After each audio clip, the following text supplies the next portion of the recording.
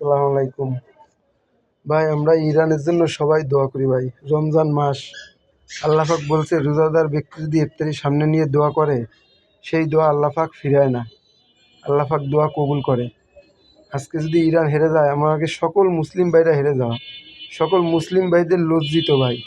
আমরা সবাই ইরানের জন্য দোয়া করি, আল্লাহ পাক যেন ইরানকে আল্লাহ পাক যেন হেফাজত করে, ইরানকে যেন যুদ্ধে জয়ী করে।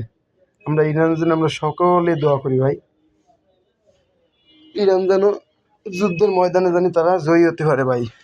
ইরানের জন্য আমাদের সকলের দোয়া করা উচিত। আজকে ইরান যদি হেরে যায়, আমরা সকল মুসলিম ভাইরা হেরে যাওয়া, আমরা যাইতে পারতেছি না ভাই, কিন্তু দোয়া তো করতে পারবো ভাই। সবাই মিলে দোয়া করি ভাই। আল্লাহর দ্বারা সবাই মিলে আমরা দুহাত তুলে দোয়া করি, ইফতারি সামনে নিয়ে দোয়া করি।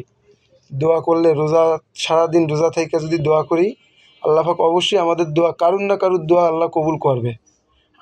আমি হয়তো গুনাহগার বান্দা, আপনি হয়তো গুনাহগার বান্দা, কোনো না কোনো বান্দা তো আছে আল্লাহ পাকের মন খুশি করার জন্য, আল্লাহ পাকের রাজি খুশির জন্য কেউ না কেউ তো দুনিয়ায় আছে। তা যদি আমরা দোয়া করি, আল্লাহ পাক কারুর না কারুর উসিলায় দোয়া যদি কবুল করে, ইরান অবশ্যই জয়ী হবে।